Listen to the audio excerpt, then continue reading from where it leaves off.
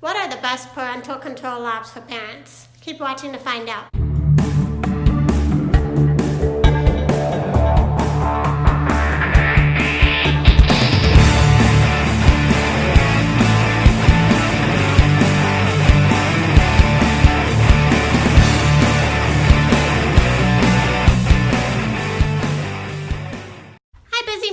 Welcome back to my channel. My name is Saima Qureshi for anybody who's new to my channel, and I help busy moms find time for themselves so that they can focus more on their skincare.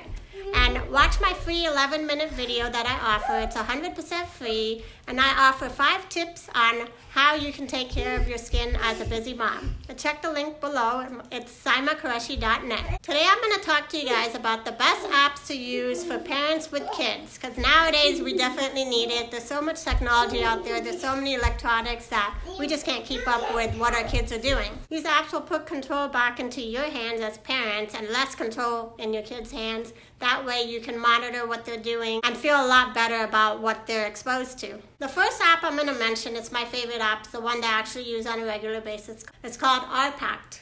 iPact is actually free. It has a premium version too, but I actually use the free version and it does the job for me. It limits how much your child would use the iPad based on what you tell it to. You set your schedule for when you want it to go off and it'll just turn off by itself.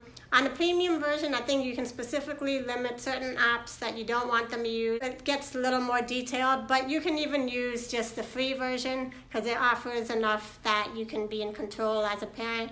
But if your kids are bigger and you're worried about what they're watching on YouTube or what they're looking for or searching, then the premium version may be better for you. Another app that's good for parents with younger kids is the YouTube Kids app. Now, I wish that I had discovered it a lot sooner than I did because my son started watching the regular YouTube. By the time I found out about the kids version of it, I was like, oh, I wish I had him on that before, because by then it was too late. He'd already figured it out, and he knew that there were some limitations on the YouTube Kids app and that you can only watch what the parents are okay with you watching, basically, and you can't really just go as easily from one video to the next video. I really think that kids shouldn't be using YouTube. It's better to use other things like Netflix and stuff like that, where you're more in control of what the kids are watching. Third thing, it's not an app, but it's more of a search engine that you can use for kids. It's called Kiddle. And the cool thing about Kiddle is that it's very limited in what kids can look up. Like, it's good for school and stuff like that. They can look up things. But if you go on Kiddle and you try to search something inappropriate, it's just going to pop up with a thing that says, oops, try again. So you know that your kids are not really going to be able to look up anything inappropriate.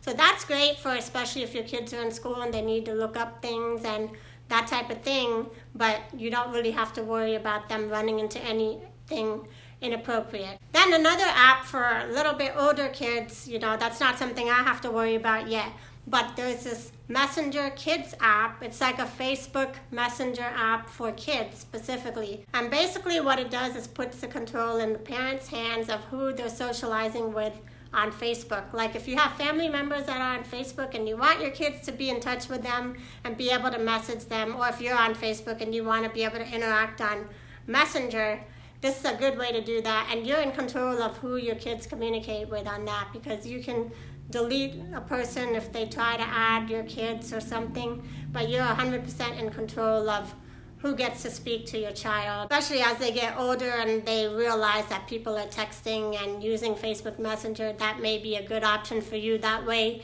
they can still have those features, but you're in control of who they're speaking with. There's this app called Family Safe, and that is really good for filtering out web search content. So if you're worried about your kid, what they're looking up and stuff like that, that's something that will help with that. There's also a feature on there where if your kids are going somewhere and you just want to be notified when they reach a certain place, then it'll notify you, and so that way you can at least have some peace of mind that you know where your kids are. The last app that I have for you is called Custodio. It's another free app that's basically very similar to iPad. It monitors your child's web activity and what apps they're using, so that's something that is another option other than iPad. It's very similar though. And those are all the apps that I have for you as a parent. It's better for you as a parent to be in control.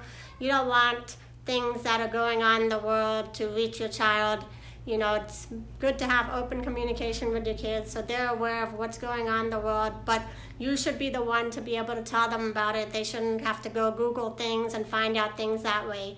So you should always be mindful of what your kids are watching, what your kids are looking up and everything, and this is a good way to do that. Also, be sure to check out my free 11-minute video listed in the description below, and like, subscribe, and share to see more videos like this, and hit the notification bar. I'll see you guys next time.